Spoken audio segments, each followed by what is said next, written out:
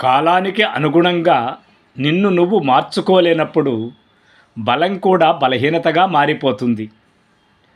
అదే కాలానికి అనుగుణంగా నిన్ను నువ్వు మార్చుకోగలిగినప్పుడు బలహీనత కూడా బలంగా మారుతుంది.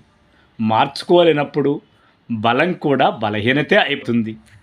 దానివల్ల నీ యొక్క లైఫ్ స్టైలు ఒక అసమతుని జీవయాత్రలాగా సాగిపోతుంది.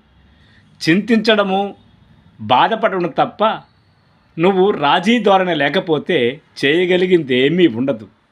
రాజీకి మించిన సూత్రం జీవితంలో మరొక్కటి లేదు.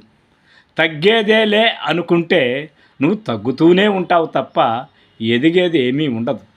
అందుకే చంద్రబోస్ అన్నాడు, ఎదిగే కొద్దీ ఒదిగి ఉండమని. ముఖ్యంగా చిరంజీవి గారు సినిమా ప్రయాణంలో దాన్ని అద్భుతంగా పాటించగలిగినాడు కాబట్టి ఈరోజు మెగాస్టారుగా రాణించగలుగుతున్నాడు.